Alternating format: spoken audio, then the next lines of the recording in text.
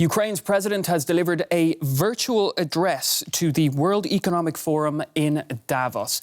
After calling a minute's silence for Ukraine's war dead, Volodymyr Zelensky called on Western partners to move quickly to deliver military aid to his country. He said the supply of air defence systems must outpace Russia's ability to carry out attacks.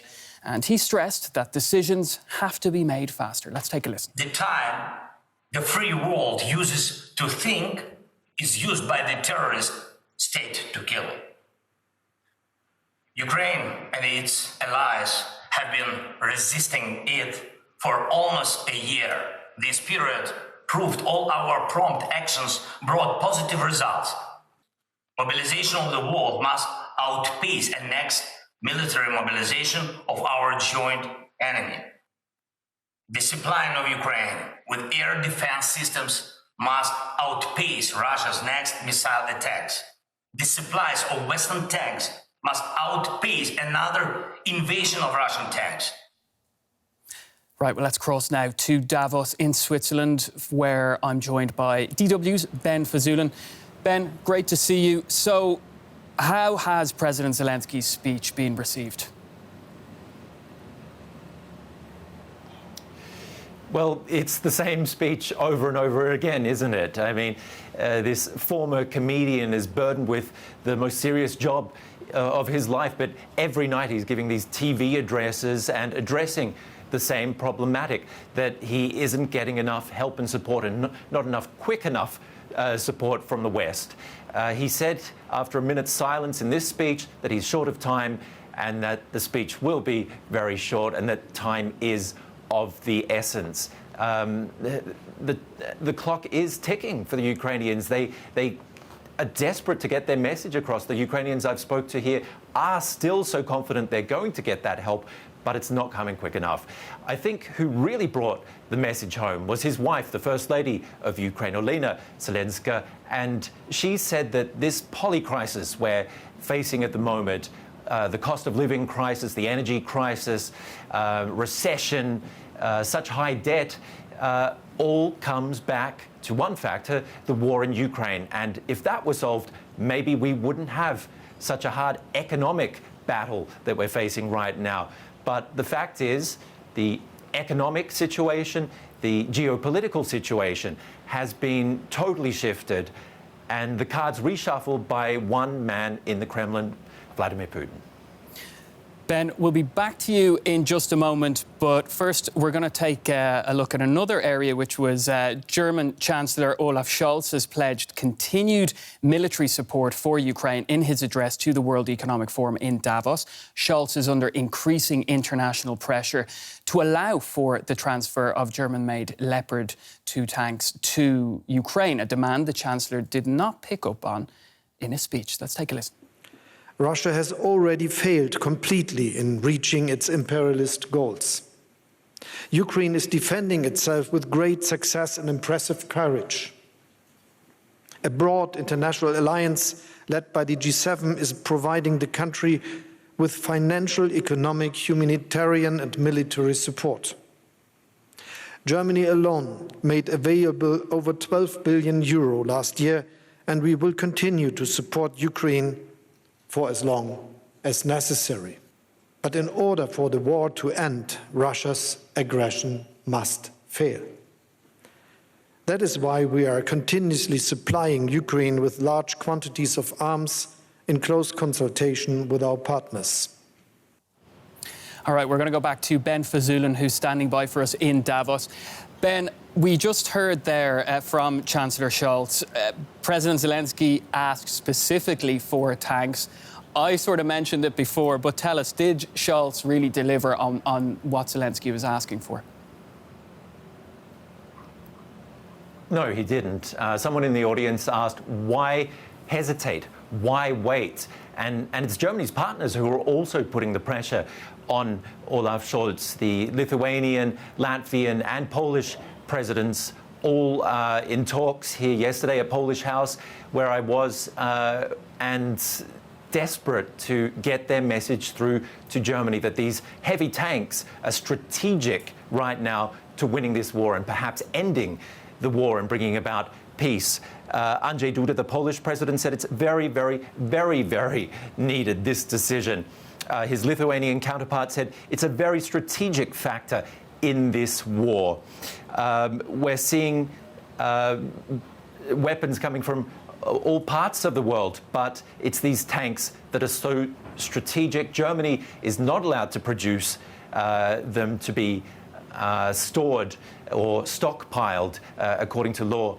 So it's left with this conundrum that it has to call on its partners to also supply the tanks that it has made. And these tanks are said to be the best that the West has to offer. So they also don't want these tanks falling into the wrong hands. They don't want Russia stealing this technology or passing it on to China, as some analysts worry about. And Germany does not want to be dragged into this war. Ben, clearly the topic of Ukraine has been central to Davos this year, but did Scholz actually focus on any other areas in his speech? Well, he only touched on Ukraine very briefly and then went on to his business case. He's here in Davos, of course, talking to the global elites, the CEOs who make such huge decisions, and his counterparts from all over the world, chief economists as well. And as we see alliances shift, and as we see some countries pull production out of certain countries like China, for example, the US wanting to make more back in America, Germany also wants to show the world that it is a reliable partner and that it's also a green partner, a green tech partner. At the moment, renewables have taken on so much more importance here, but Scholz says by 2030, 80% of energy will come from renewables. Climate activists will say that's too far away, but Germany is certainly in a transition. Again, if you take a leaf out of a page out of the speech from Zelensky, speed is of the essence. Thanks, Ben. Ben Fazulin in Davos.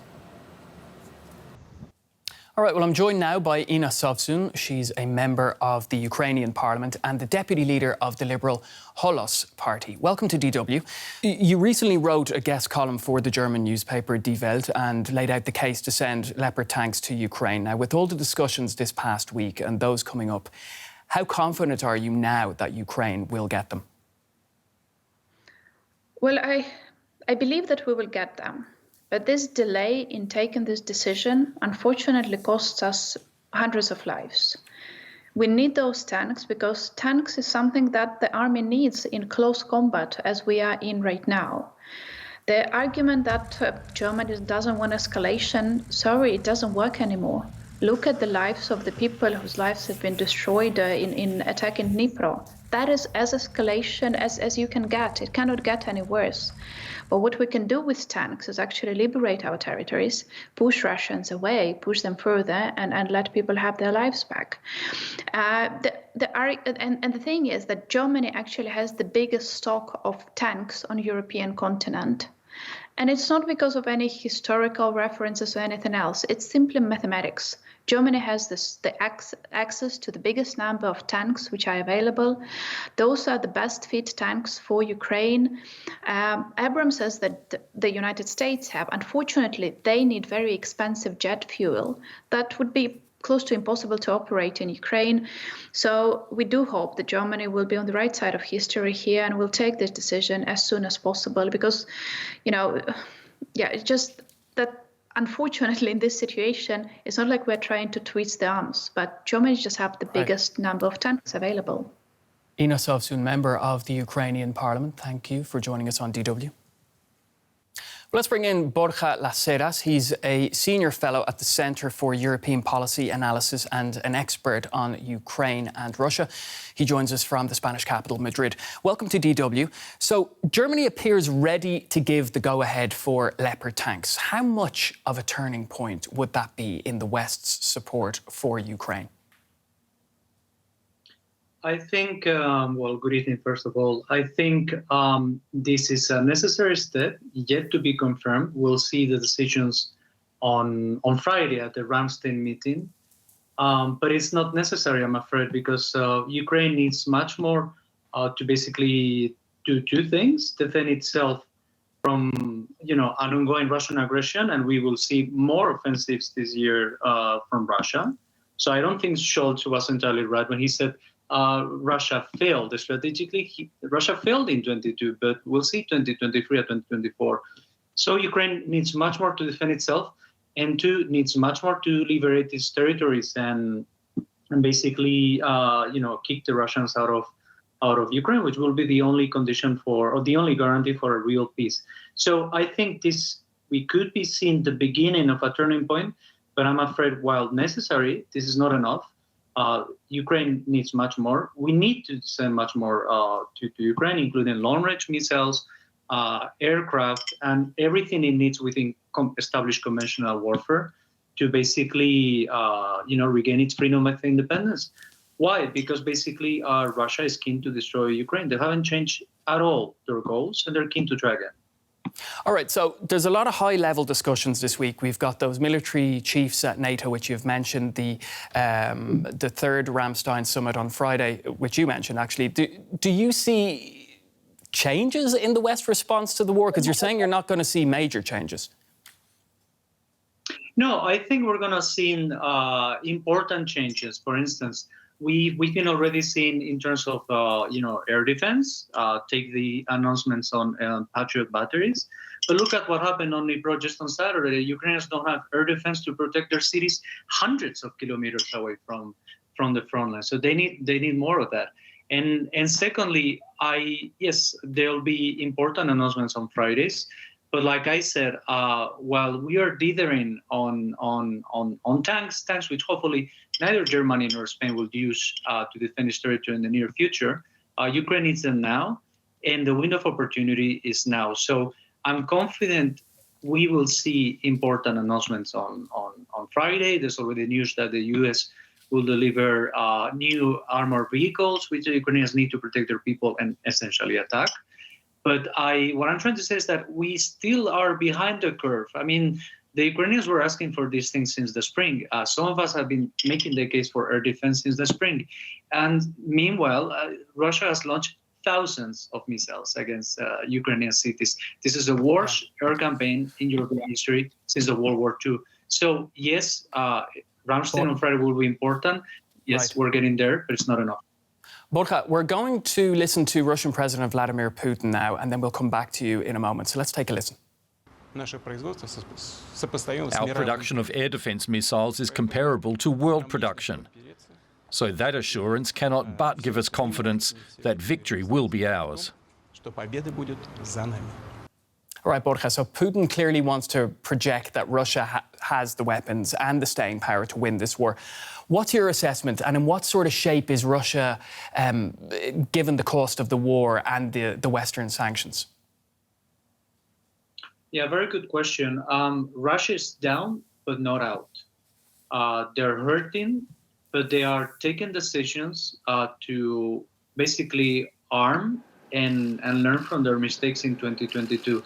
Thus, Defense Minister Shoigu's announcement on increasing the Russian army, and basically they're doing two things. They're gearing up for a long war, including on Ukraine, but also being ready for a major conventional war on the rest of Europe. So I think they are hurting, but they seem to be drawing the lessons learned. And very important to understand, they haven't given up on destroying Ukraine.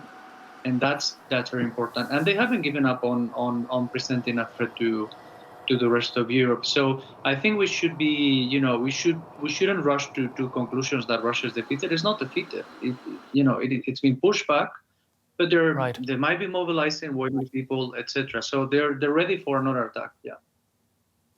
All right, Borja Lacera, Senior Fellow at the Centre for European Policy Analysis. Thank you for joining us on DW.